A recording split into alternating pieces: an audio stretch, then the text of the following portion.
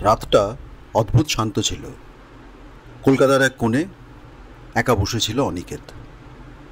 অফিসে আবার ব্যর্থ হয়েছে। আজও সবাই বলেছে, তুই তো একেবারে ফেলিয়ার। সে হাঁটছিল রাস্তার ধারে, ভাবছিল জীবনে সব শেষ। ঠিক তখনই কালীঘাট মন্দিরের সামনে বাতাসে ধূপের গন্ধ ভেসে এলো। এক মুহূর্তের জন্য সে দাঁড়িয়ে পড়ল। মন্দিরের ভিতরে দীপজ্বলা আলোয় এক বৃদ্ধা ফুল বিক্রেতা তাকে বলল, বাবা, মা কালী ওর ছায়ায় রাখেন যাদের, তারা ভয় পায় না অন্ধকারকে। অনিকেত হেসে বলল, অন্ধকারই তো আমায় গ্রাস করেছে মা। বৃদ্ধা মৃদু হাসে, বলে, তুই ভুল করছিস।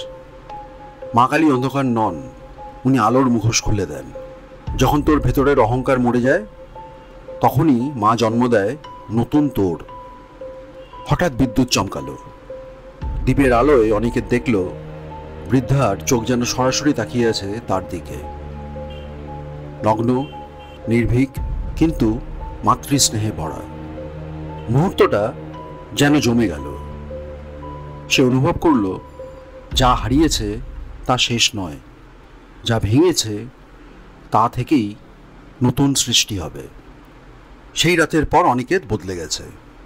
অন্ধকারে ভয় নয়, সে কাজ করতে লাগলো নিজের ভুলের ছায়ার মধ্যেই। কয়েক মাস পর সেই ছায়াই আলো হয়ে ফিরল সাফল্যে। মোরাল অফ দ্য স্টোরি, অন্ধকার মানেই শেষ নয়। যেমন মা কালী ধ্বংসের মধ্যে সৃষ্টি দেখান, তেমনি জীবনের পতন আসলে এক নতুন জাগরণের শুরু। গল্প যদি একটু ছুঁয়ে যায়, তাহলে একবার সাবস্ক্রাইব করে পাশে থেকো। আরও গল্প আসছে ঠিক তোমার মতো মনগুলোর জন্য।